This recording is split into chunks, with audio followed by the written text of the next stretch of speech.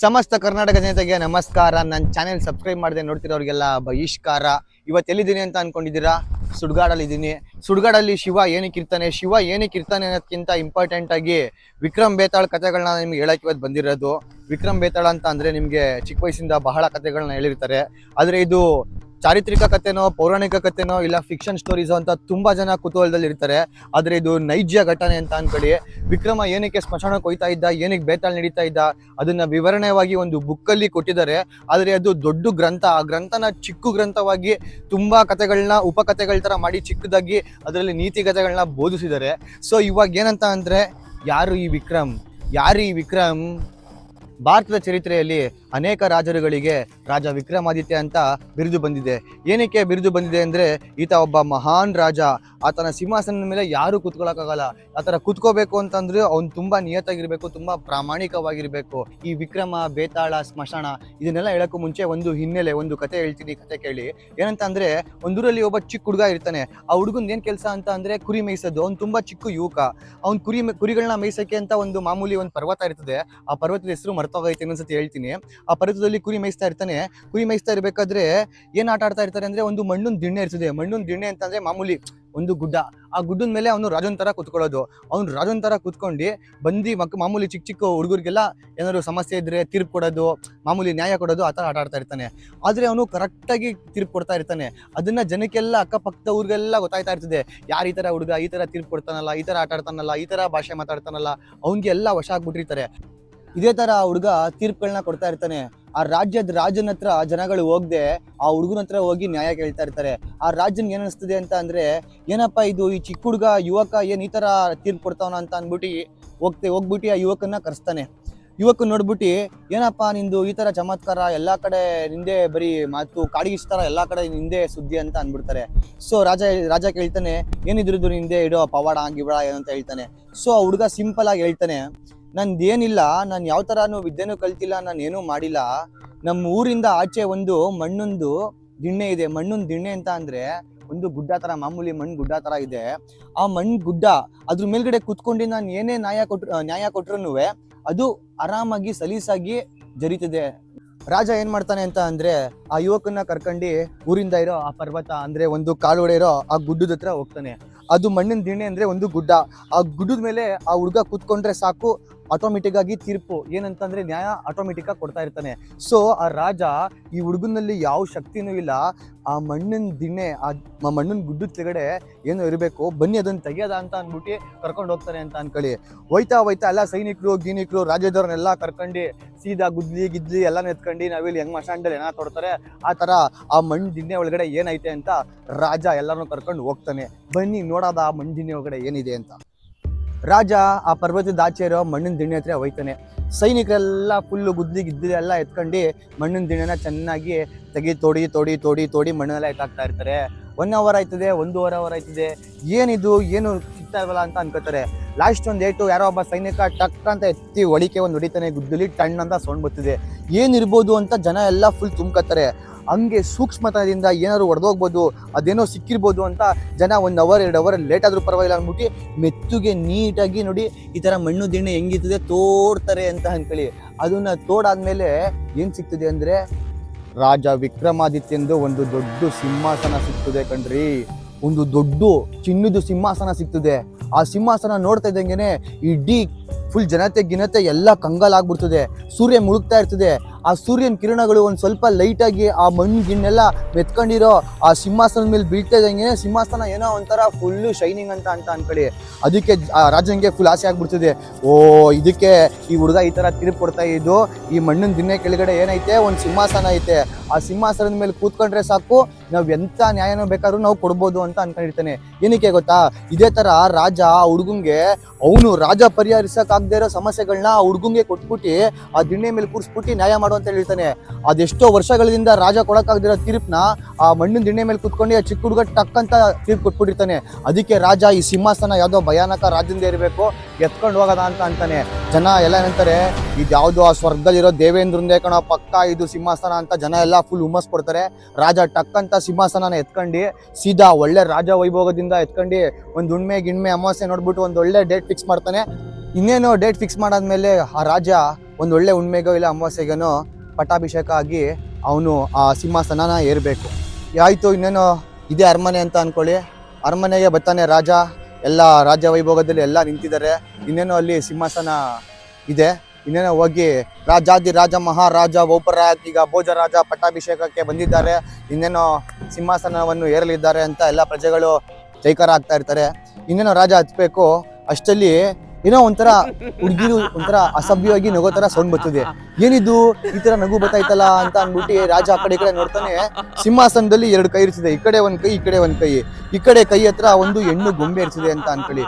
ಹೆಣ್ಣು ಗೊಂಬೆ, right side ಹೆಣ್ಣು ಗೊಂಬೆ, ಅದ್ರ ಹೆಸರು ಮಂಜರಿ ಅಂತ ಒಂದು ಹೆಣ್ಣು ಗೊಂಬೆ. ಆಗ ಮಂಜರಿಯನ್ನು ಆ ಕೀಲು ಗೊಂಬೆ ಏನಂತದೆ ಅಂತ ಅಂದ್ರೆ, ರಾಜ ನಿನ್ಗೆ ಈ ಸಿಂಹಾಸನದ ಬಗ್ಗೆ ಒಂದು ಸಿಂಪಲ್ ಆಗಿ ಒಂದು ಕತೆ ಹೇಳ್ತೀನಿ, ಈ ಕತೆ ಕೇಳು ಅಂತ ಹೇಳ್ತದೆ. ಏನಂತ ಅಂದ್ರೆ, ಈ ಸಿಂಹಾಸನದ ಮೇಲೆ ನೀನು ಕೂತ್ಕೋಬೇಕು ಅಂತ ಅಂದ್ರೆ ಬಹಳ ನಿಯತ್ತಾಗಿರ್ಬೇಕು, ಅದಕ್ಕೆ ಒಂದು ಅರ್ಹತೆ ಅನ್ನೋದಿರ್ಬೇಕು, ಯೋಗ್ಯತೆ ಇರಬೇಕು ಅಂತ ಗೊಂಬೆ ಹೇಳ್ತಿದೆ. ಅದಕ್ಕೆ ವಿಕ್ರಮಾದಿತ್ಯಂದು ಸಿಂಹಾಸನ ಇದು ಅಂತ ರಾಜನೇ ಒಂಥರ ಹುಚ್ಚ ಆಗಿ ಒಂಥರ ಸೈಕ್ ಆಗ್ಬಿಡ್ತಾನೆ. ಏನ್ ಮಾಡೋದು ಅಂತ ಗೊತ್ತಾಗಲ್ಲ. ಆಗ ಆ ಮಂಜರಿ ಅನ್ನೋ ಗೊಂಬೆ ಏನ್ ಹೇಳ್ತಿದೆ ಅಂತ ಅಂದ್ರೆ, ರಾಜ ವಿಕ್ರಮಾದಿತ್ಯನಿಗೆ ಒಬ್ಬ ಅಣ್ಣ ಇರ್ತಾನೆ. ಆ ಅಣ್ಣನ ಹೆಸರು ಭತ್ರಹರಿ ಅಂತ. ಅವನೇನ್ ಮಾಡ್ತಾನೆ ಅಂದ್ರೆ, ಅವನು ವಿಷಯ ಲಂಪಟನಾಗಿರ್ತಾನೆ.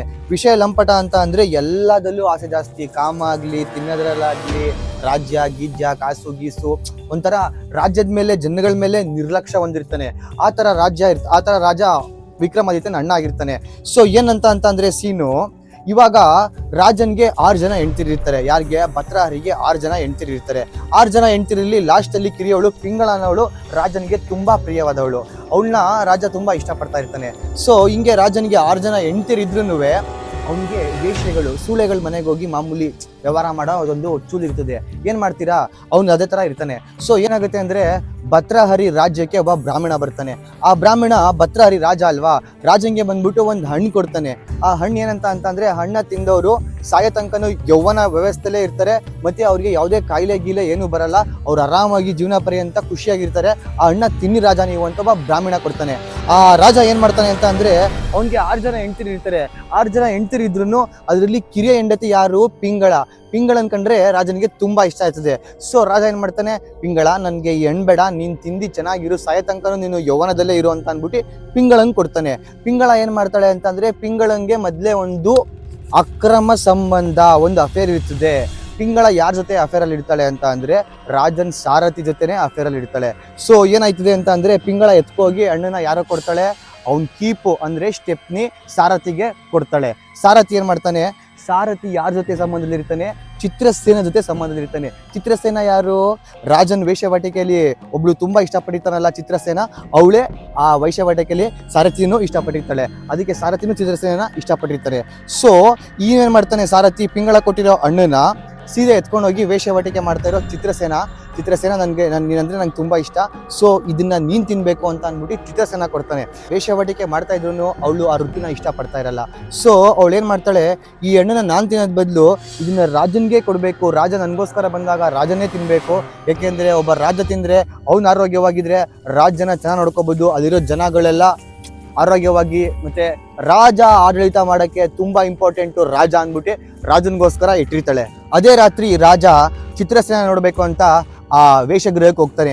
ವೇಷಗೃಹಕ್ಕೆ ಹೋಗ್ತಿದ್ದಂಗೆನೆ ಚಿತ್ರಸೇನ ಏನ್ ಮಾಡ್ತಾಳೆ ಅಂತ ಅಂದ್ರೆ, ಆ ಸಾರಥಿ ಕೊಟ್ಟಿರ್ತಾನಲ್ಲ ಹಣ್ಣನ್ನ ಎತ್ಕೊ ಬಂದ್ಬಿಟ್ಟು, ರಾಜ ಈ ಹಣ್ಣನ್ನ ನೀವು ಸ್ವೀಕರಿಸ್ಬೇಕು ಅಂತ ರಾಜನಿಗೆ ಕೊಡ್ತಾಳೆ.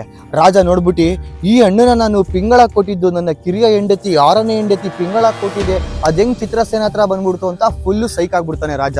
ಆಗ ಏನ್ ಮಾಡ್ತಾನೆ ಅಂದ್ರೆ, ರಾಜ ಹಣ್ಣನ್ನು ಕಿತ್ಕೊಂಡು ವಾಪಸ್ ರಾಜ್ಯಕ್ಕೆ ಬರ್ತಾನೆ, ಎಲ್ಲ ವಿಚಾರಣೆ ಮಾಡಿಸ್ತಾನೆ. ನೋಡಿದ್ರೆ ಚಿತ್ರಸೇನ ಮತ್ತೆ ಸಾರಥಿ ಫುಲ್ ಅಫೇರ್ ಇರ್ತಾರೆ.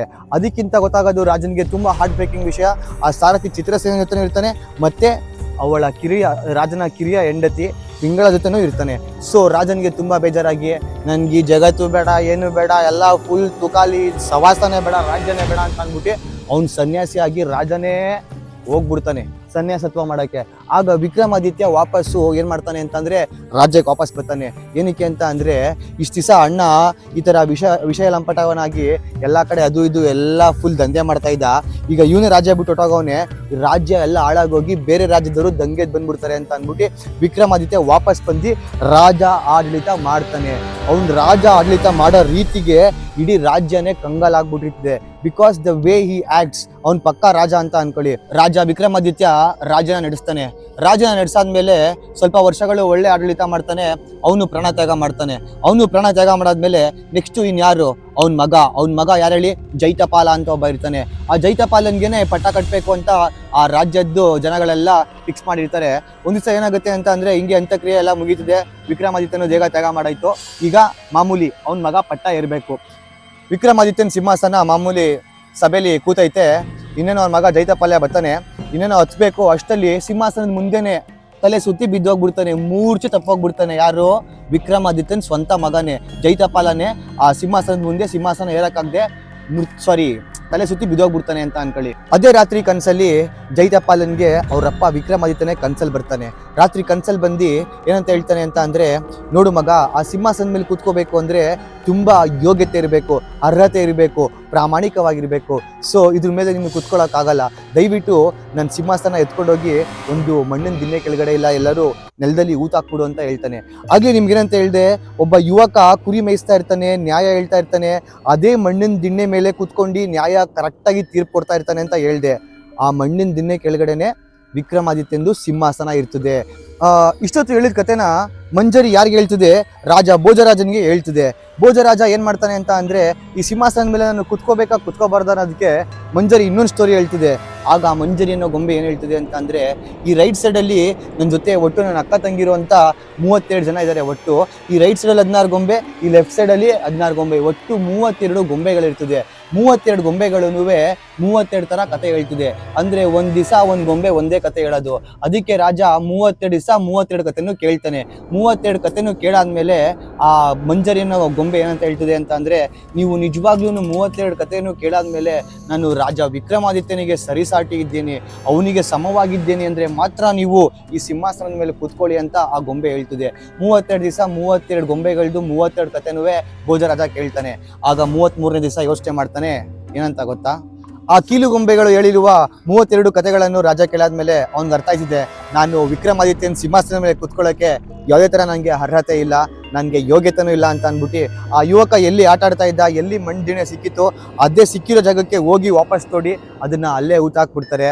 ಇದು ಬರೀ ಹಿನ್ನೆಲೆ. ಇವಾಗ ಒರಿಜಿನಲ್ ಆಗಿ ಸ್ಮಶಾನದಲ್ಲಿರೋ ವಿಕ್ರಮ್ ಬೇತಾಳ್ ಕತೆಗಳನ್ನ ಹೇಳಲಿಕ್ಕೆ ನೆಕ್ಸ್ಟ್ ಎಪಿಸೋಡ್ ಇಂದ ಒಳ್ಳೊಳ್ಳೆ ಪ್ರೇತ ಪಿಶಾಚಿ ಬೇತಾಳ್ಗಳ ಜೊತೆ ಸ್ಮಶಾನದಲ್ಲಿ ತೋರಿಸ್ತೀನಿ. ಆ ವಿಕ್ರಮ ಬೇತಾಳ್ ಕತೆಗಳನ್ನ ನೀವು ತುಂಬಾ ಇಂಟ್ರೆಸ್ಟಿಂಗ್ ಆಗಿ ಕೇಳಿ. ಪ್ರತಿ ಒಂದು ಕತೆನೂ ಜೀವನಕ್ಕೆ ಪಾಠ ಆಗಿರ್ತದೆ. ಮತ್ತೊಮ್ಮೆ ನನ್ನ ಯೂಟ್ಯೂಬ್ ವಾಹಿನಿಗೆ ಬನ್ನಿ. ಇದು ಸಿಂಪಲ್ ಆಗಿ ಒಂದು ಹಿನ್ನೆಲೆ ಕೊಟ್ಟಿರೋದಷ್ಟೇ. ವಿಕ್ರಮಾದಿತ್ಯ ಮತ್ತೆ ಬೇತಾಳ್ ಸ್ಟೋರಿ ಕೇಳಬೇಕು ಅಂತ ಅಂದ್ರೆ ತುಂಬಾ ರೋಚಕ, ಭಯಾನಕವಾಗಿರ್ತದೆ, ತುಂಬಾ ಕ್ಯೂರಿಯಸ್ ಆಗಿರ್ತದೆ.